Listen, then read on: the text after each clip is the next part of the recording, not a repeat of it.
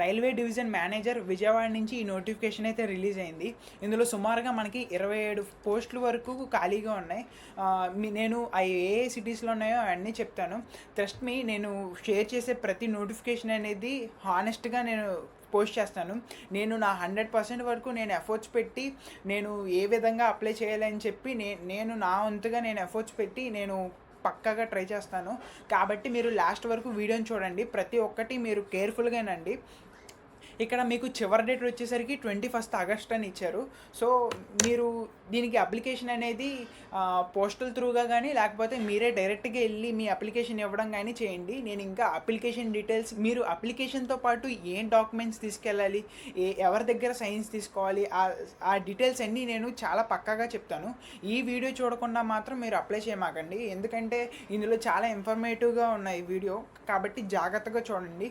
కొన్ని కండిషన్స్ అవన్నిటిని ఒకసారి మొత్తం చూడండి. ఒకవేళ ఇక్కడ ఏజ్ విషయానికి వస్తే, ఏజ్ ఎలిజిబిలిటీ వచ్చేసి మీకు 18 నుంచి 40 ఇయర్స్ వరకు 50 ఇయర్స్ వరకు ఉంది ఛాన్స్. కాబట్టి వీడియోని లాస్ట్ వరకు చూడండి. ఇది మీకు శాలరీ డీటెయిల్స్ అవన్నీ నేను వీడియోలో చెప్తాను, కాబట్టి వీడియోని లాస్ట్ వరకు చూడండి. ఇక్కడ మీరు ప్రతి ఒక్కటి జాగ్రత్తగా వినండి.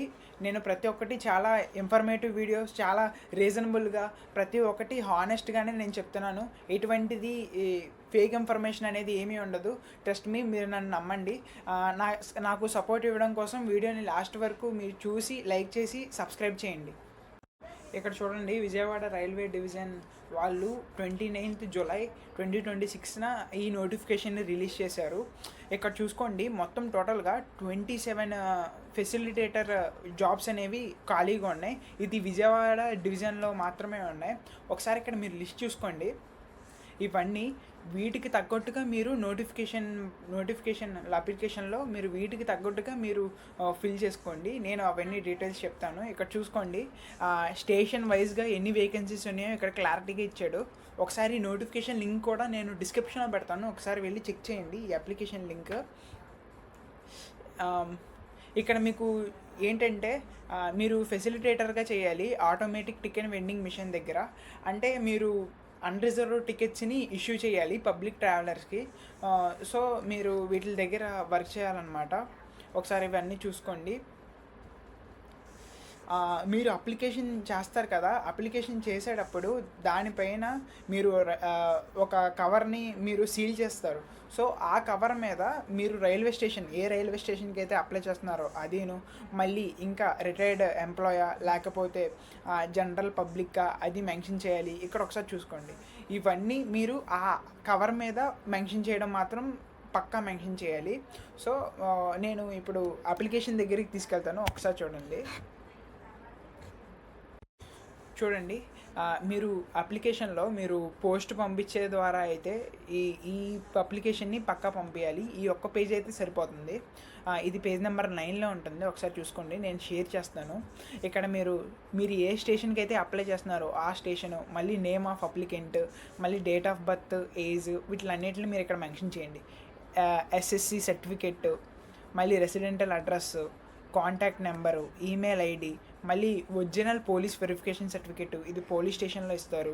ఇది ఎలా చేయాలో ఒకసారి చెప్తాను. ఇది ఆధార్ కార్డ్ నెంబరు, మళ్ళీ ఆధార్ కార్డ్ సర్టిఫికెట్, మళ్ళీ ఇవన్నీ చూసుకోండి. జస్ట్ కాపీ అయితే సరిపోద్ది, జిరాక్స్.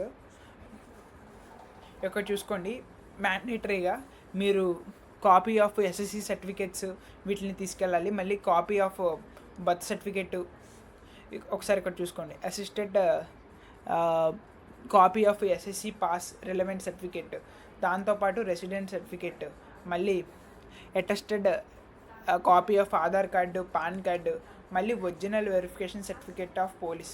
అంటే మీరు మీ మీద ఏ కేసులు లేవని చెప్పి మీరు మీ దగ్గర ఉన్న పోలీస్ స్టేషన్కి వెళ్తే వాళ్ళు అక్కడ మీకు ఇస్తారు. మళ్ళీ ఆ సర్టిఫికెట్ అనేది, ఆ పోలీసులు ఇచ్చే సర్టిఫికెట్ అనేది లెస్ దాన్ 6 months ఉండేలా చూసుకోండి. అంటే అది అప్డేటెడ్ ఉండేలా చూసుకోండి.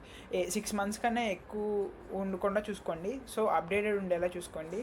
మళ్ళీ attestation shall be done by the gazetted officer. అంటే ఇప్పుడు higher authorities of government, MEO కానీ ఎంఆర్ఓ కానీ వాళ్ళ సైన్ ఉండేలాగా మీరు చూసుకోండి. సో దాన్ని బట్టి మీకు మిమ్మల్ని షార్ట్ లిస్ట్ చేయడానికి ఛాన్స్ ఉంటుంది. సో పక్కా మర్చిపోకుండా మీరు ఈ గ్యాజియేటెడ్ ఆఫీసర్ అనేది ఇది చాలా ఇంపార్టెంట్ అనమాట. ఇది పక్కా ఫిల్ చేయండి.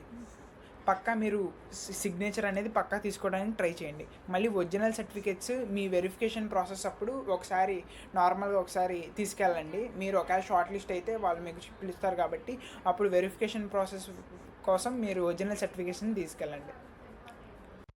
సో మీరు అప్లికేషన్ సబ్మిట్ చేసేటప్పుడు బిఫోర్ 21st ఆగస్ట్ లోపలే సబ్మిట్ చేయడానికి చూసుకోండి. ఇక్కడ పర్టికులర్గా టైం కూడా మెన్షన్ చేశాడు. 3 గంటలు, మధ్యాహ్నం 3 గంటల లోపలే మీరు అప్లికేషన్ సెండ్ చేయడానికి మీరు ట్రై చేయండి. ఒకవేళ రిజిస్టర్డ్ పోస్ట్ అయితే 10 days బిఫోరే అప్లై చేయడానికి ట్రై చేయండి. ఎందుకంటే మీకు ఆ పోస్ట్ అనేది అక్కడ దాకా రీచ్ అవ్వాలంటే మీకు అక్కడ టైం డిలే అవుతుంది. సో బెటర్ మీరు వెళ్ళి ఒకవేళ విజయవాడ దగ్గర ఉన్న వాళ్ళు అయితే మీరు డైరెక్ట్గా వెళ్ళి ఇవ్వడమే బెటర్. సో ఇక్కడ చూసుకోండి, మీకు టైం కూడా ఇక్కడ ఇచ్చాడు, కరెక్ట్గా వీళ్ళు ఎగ్జాక్ట్గా ఇచ్చారు. ఒకవేళ అప్లికేషన్ అనేది 3 గంటల తర్వాత ఇస్తే అది యాక్సెప్ట్ అవ్వదని చెప్పి ఇక్కడ క్లియర్గా మెన్షన్ చేశారు. సో డిలే అవ్వకుండా మీరు యాజ్ మచ్ యాజ్ పాసిబుల్ మీరు ట్రై చేయండి. సో ఇక్కడ ఒకవేళ మీరు పోస్ట్ ద్వారా పంపించాలనుకుంటే ఇక్కడ క్లియర్గా ఇక్కడ అడ్రస్ ఇచ్చాడు, ఒకసారి చూసుకోండి మీరు జాగ్రత్తగా. Senior divisional commercial managers office, north block, DRM office compound, south coast railway, Vijayawada. ఇది ఒకసారి మెన్షన్ చేసుకోండి. ఇది నేను ఈ డాక్యుమెంట్ అనేది నేను కింద లింక్లో పెడతాను, ఒకసారి వెళ్ళి చెక్ చేయండి. ఇలాంటి ఇన్ఫర్మేటివ్ వీడియోస్ కోసం మీరు ఈ ఛానల్ని సబ్స్క్రైబ్